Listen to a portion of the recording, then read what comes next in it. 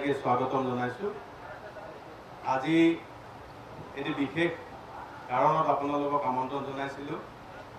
এক মহৎ উদ্দেশ্য আগত লৈ বিশ্ব শান্তিৰ কাৰণে জগতগুৰু শংকৰাচাৰ্যৰ পবিত্ৰ উপস্থিতিত এই খেলপথাৰখনত অহাকালি অৰ্থাৎ 9 ছেপ্টেম্বৰৰ পৰা 16 ছেপ্টেম্বৰলৈকে শ্ৰী শ্ৰী ৰুদ্ৰযজ্ঞ ৰুদ্ৰ মহাযজ্ঞ আৰু মা কামেশ্বৰীৰ মহা আৰাধনা ইয়াত অনুষ্ঠিত কৰা হ'ব। আৰু ইয়াৰ জৰিয়তে আমাৰ সমাজৰ পৰা অপমংগলসমূহ দূৰ কৰি সকলোৰে যাতে উন্নতি হয়, সকলোৰে সুস্বাস্থ্য দিয়ে, সকলোৰে সুমতি দিয়ে, ভগৱানৰ ওচৰত প্ৰাৰ্থনা কৰি অহা 8টা দিন অসম সমগ্ৰ গুৱাহাটীৰ জৰিয়তে সমগ্ৰ অসমখনতে এক ধাৰ্মিক বাতাবৰণ সৃষ্টি উদ্দেশ্য আগত লৈ জগতগুৰু শংকৰাচাৰ্যৰ মাৰ্গদৰ্শনেৰে এই মহাযজ্ঞৰ আয়োজন কৰা হৈছে। এই মহাযজ্ঞৰ সৈতে সংগতি ৰাখি আমি অহাকালি 9 তাৰিখে পুৱা 9 বজাত এটি জলযাত্ৰাৰ আয়োজন কৰিছোঁ। আৰু এই জলযাত্ৰাত আমি ধৰ্মীয় পৰম্পৰাসমূহ আমি আগত লৈ লক্ষ্য ৰাখি বিভিন্ন ধৰণৰ ধৰ্মীয় সাংস্কৃতিক অনুষ্ঠান, বিশেষভাৱে আমি যেতিয়া পানী তোলা জলযাত্ৰা বা পানী তুলিবলৈ যাওঁ তেতিয়া আমাৰ বিশেষকৈ ধৰ্মীয় বেণ্ড পাৰ্টিৰ কথা আহে। ইয়াৰ সৈতে সংগতি ৰাখি গতিকে বেণ্ড পাৰ্টিৰ এটা দল থাকিব। ইয়াৰ লগত আমি ধৰ্মীয় অনুষ্ঠানৰ কথা ক'লেই প্ৰথমে আমাৰ মনলৈ আহে যে শংখ ঘণ্টা বা বৰকা, ঠিক তেনেকুৱা এটি দল এই যাত্ৰাৰ সৈতে থাকিব। ইয়াৰ লগত ঢুলীয়া পাৰ্টি আমাৰ সৈতে থাকিব, নাগাৰা নামৰ এটি দল থাকিব, আমাৰ সৈতে এটি দল খোলৰ এটা বাদ্যযন্ত্ৰৰ আমাৰ থাকিব, খোল বাদন হ'ব, এখন গাড়ী থাকিব তাৰ কাৰণে বিশেষ। ইয়াৰ লগত আমি সৰু যি নাগাৰা, যাক আমি কুৰকুৰি বুলি কওঁ, সেই বাদ্যযন্ত্ৰৰো এখন গাড়ী থাকিব।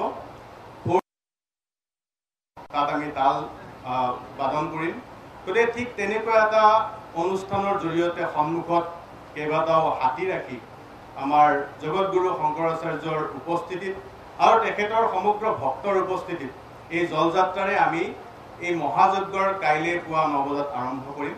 ইয়াত আমি এই অনুষ্ঠানৰ পিছতে আমাৰ যজ্ঞৰ কাৰ্যক্ৰমণিকা কালিৰ পৰা আৰম্ভ হ'ব। প্ৰতিদিনে পুৱা 7 বজাৰ পৰা 3 বজালৈকে এই মহাযজ্ঞৰ অনুষ্ঠান অনুষ্ঠিত হ'ব। 5 বজাৰ পৰা 7 বজালৈকে জগতগুৰু শংকৰাচাৰ্যৰ অমৃত বচন আৰু বিশিষ্ট ব্যক্তিসকলক চাহ চিনাকিৰ এটা অনুষ্ঠান থাকিব। আমাৰ এই যজ্ঞৰ যি স্থলী তাৰ কাষতে থকা ধৰ্মসভাস্থলীত। আৰু তাৰ ঠিক পিছতে 7 বজাৰ পৰা 9 বজালৈকে ধৰ্মীয় সাংস্কৃতিক অনুষ্ঠানৰ আমি আয়োজন কৰিছোঁ। তাত বিশেষভাৱে ভজন বৰগীত বা আমি মঞ্চত এইবাৰ নাগাৰা নামৰ কাৰ্যসূচী ৰাখিছোঁ। গতিকে ঠিক তেনেকুৱা ধৰ্মীয় অনুষ্ঠানৰ মাজেৰে এক ধৰ্মীয় বাতাবৰণ সৃষ্টিৰ লক্ষ্য আগত লৈ অহা 8টা দিন গুৱাহাটীৰ লগতে সমগ্ৰ অসমত সনাতন ধৰ্মাৱলম্বী লোকসকলৰ মাজত এক ধৰ্মীয় উৎসাহ উদ্দীপনা বিয়পাই সকলোকে ইয়াৰ সৈতে আমি সন্মিলিত হৈ এই অনুষ্ঠানভাগিত অংশগ্ৰহণৰ কাৰণে অনুৰোধ জনাইছোঁ। গতিকে আপোনালোকৰ জৰিয়তে আমি সমগ্ৰ অসমবাসীক অনুৰোধ জনাইছোঁ যে এই যি মহাযজ্ঞ, এই মহাযজ্ঞৰ যাতে সকলোৱে অংশীদাৰ হয়।